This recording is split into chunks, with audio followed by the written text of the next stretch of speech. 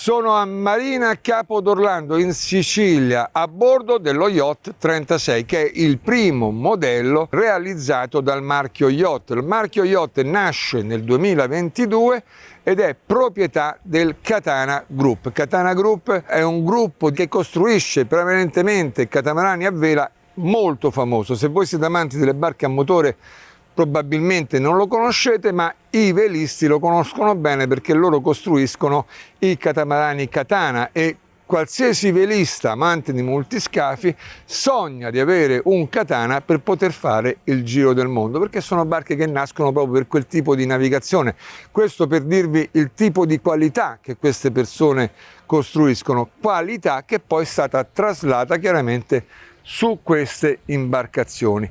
Il marchio Yacht fino ad ora ha realizzato due modelli, questo qui, lo Yacht 36, e la sorella maggiore, lo Yacht 41. Sono barche molto simili, il concetto è sempre quello, walk around aperto con dello spazio vivibile sotto coperta. Yacht 36, 36 piedi, però attenzione, non dovete pensare che questo sia una barca a motore di 36 piedi, perché non lo è. Questa è molto più grande di una qualsiasi barca a motore monoscafo di 36 piedi. Voi considerate che anche se io chiudo questa ala qui, la larghezza dello scafo è 3,99 m, cioè 4 metri, per cui una larghezza che su un 36 difficilmente io andrò a trovare. Ma quando io apro questa ala e apro anche l'altra ala, guadagno un altro 1,5 m, un altro 1,40 m, per cui quei 4 metri diventano 5,40 m. 5,40 m è veramente tanto spazio. La barca si divide esternamente in 3 aree. Questa qui che è la zona conviviale, dove ci saranno i miei ospiti seduti a prendere il sole o mangiare, la parte centrale che è la plancia da dove io guiderò la barca e poi un secondo pozzetto, una terza area a prua dove avrò un altro pozzetto. Adesso le vedremo tutte e tre una dopo l'altra. In questa zona io, come vedete, ho 4 divani che in questo momento sono in assetto navigazione barca tradizionale, perché poi su un catamarano non si naviga con questo assetto. Voi considerate che su un monoscafo la situazione è molto più instabile, per cui è difficile riuscire a stare in piedi se non vi aggrappate mentre la barca corre.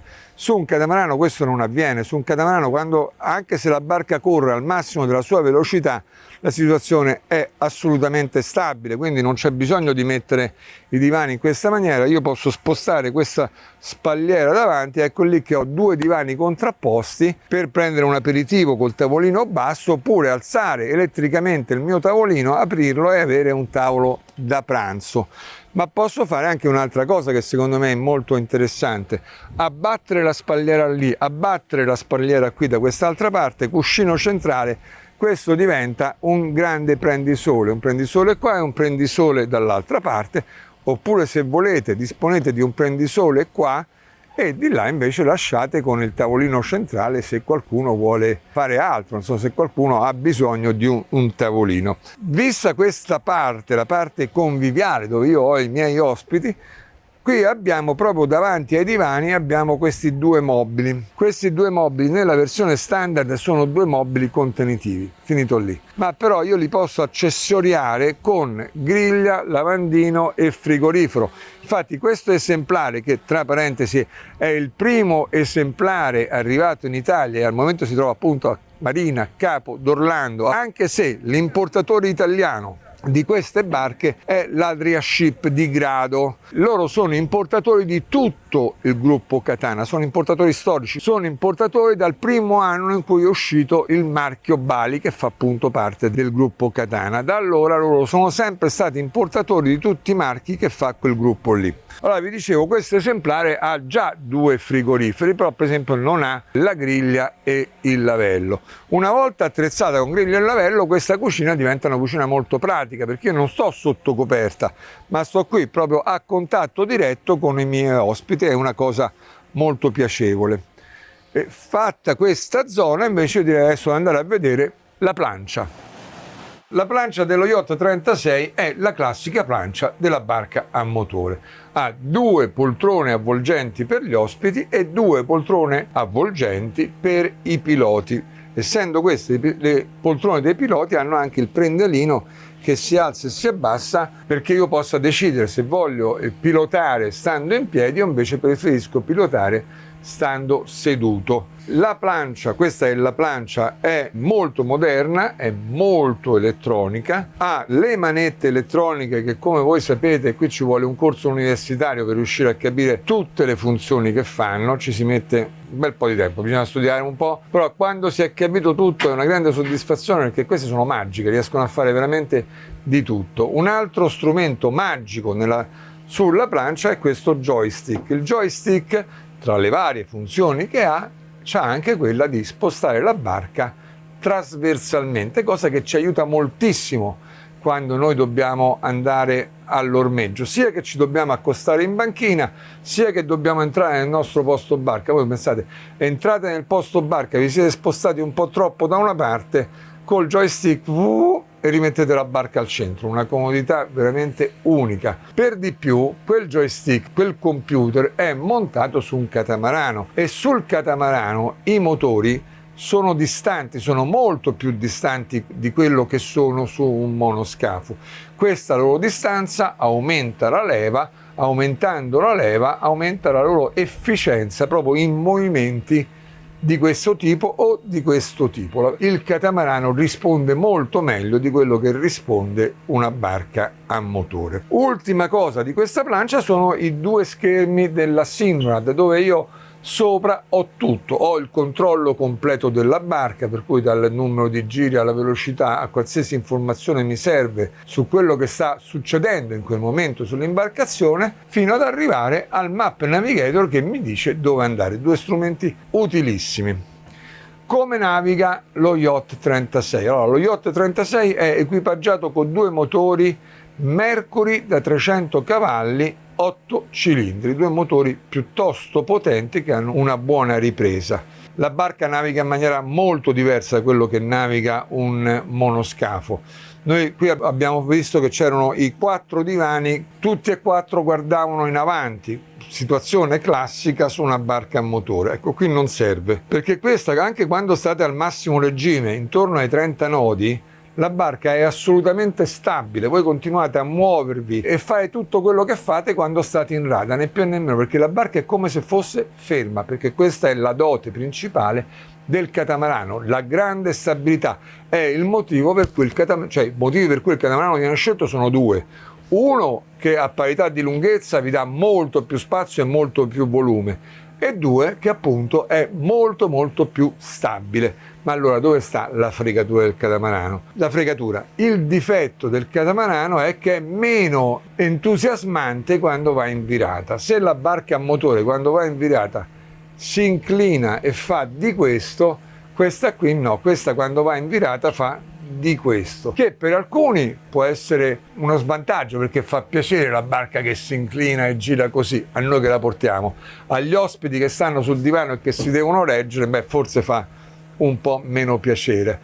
Per altri invece è una cosa bella che non si inclini, che vada dritta, perché chiaramente anche quando io sono in virata la vita a bordo scorre tranquillamente senza alterarsi in nessun modo. Che velocità fa? La velocità di crociera economica è tra i 15 e i 16 nodi. A quella velocità siamo in planata, la barca sta bella implanata, sta dritta, e abbiamo un consumo di circa 45 litri ora motore, che per 200-300 Mercruiser non è tanto neanche per quella velocità, per cui insomma possiamo dire che è una barca economica, non è soltanto lo yacht, tutti i catamarani consumano di meno di un monoscafo. La crociera più divertente, anche se un po' più costosa, è intorno ai 22 nodi. A 22 nodi siete ancora in regime di crociera, però chiaramente consumate di più, spendete di più. La velocità massima che fa questa barca è 31 nodi. Noi l'abbiamo provata e le immagini che voi vedete in questo video si riferiscono proprio alle nostre prove. La velocità massima che abbiamo toccato è stata di poco più di 31 nodi, eravamo arrivati quasi a 31 nodi e mezzo, per cui è una barca comunque veloce, però ha il vantaggio che se io la porto in una certa maniera ha un consumo è molto molto limitato. La barca non è particolarmente rumorosa, come vi dicevo è assolutamente stabile. Sull'onda preferisce, come tutti i catamarani a motore o a vela, l'onda al giardinetto, quella è l'onda perfetta per il catamarano. Sull'onda di prua, come i monoscafi, se voi lo prendete direttamente di prua questa sale e poi sbatte, ma lo fanno anche le barche a motore normali. Se lo prendete a mascone dovete andare a capire qual è l'angolo giusto, perché con l'angolo giusto la barca fa così e se ne va. Se sbagliate l'angolo, la barca mette uno scafo, poi mette l'altro e fa potomom, potomom, e lì diventa antipatico. Però vi assicuro, vi basta portare la barca 5-6 volte, capite qual è l'angolo giusto e lì il discorso è terminato. La barca anche con l'onda al mascone cammina, che è un piacere. Detto questo, io andrei a vedere l'ultima parte esterna della barca, il pozzetto di prua.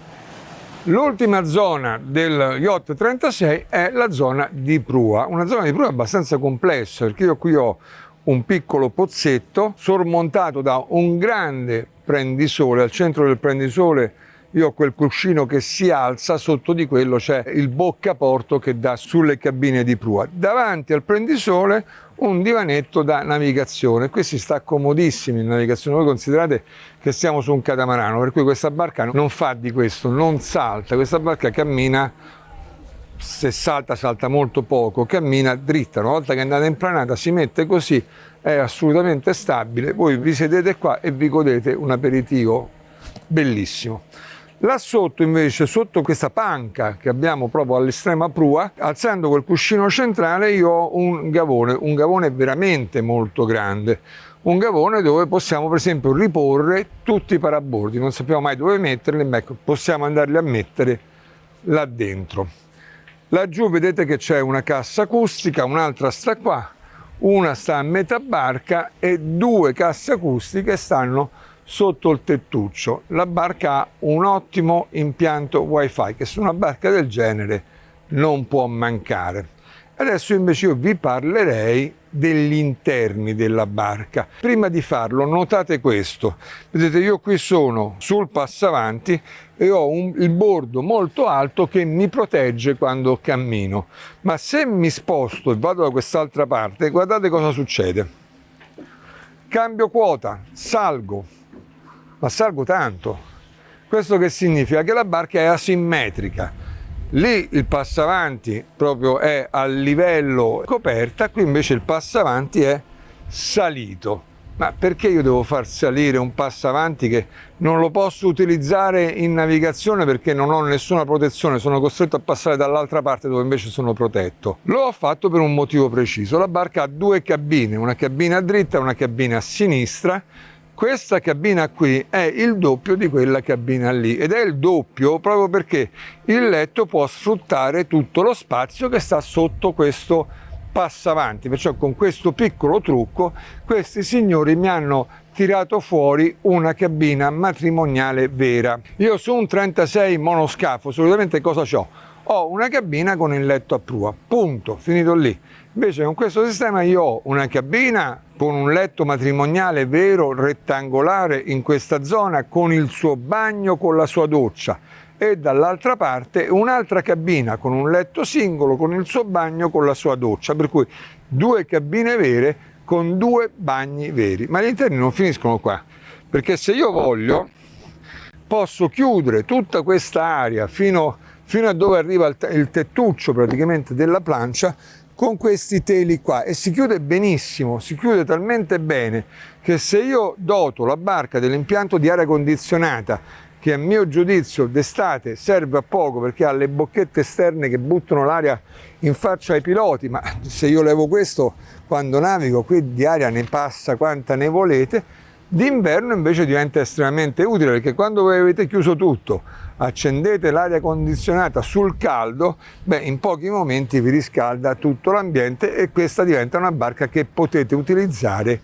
anche d'inverno. Perciò una barca utilizzabile in pieno, una barca secondo me veramente interessante, un walk around che io posso utilizzare per le mie uscite giornaliere, ma posso tranquillamente utilizzarlo anche per le mie crociere di 3, 4, 5 giorni, perché le cabine sono vere cabine, la cucina è una vera cucina e il pozzetto è veramente molto grande, per cui ho dello spazio vitale su cui muovermi. Io qui posso passare tante ore in rada senza avvertire assolutamente il bisogno di andarmene a terra.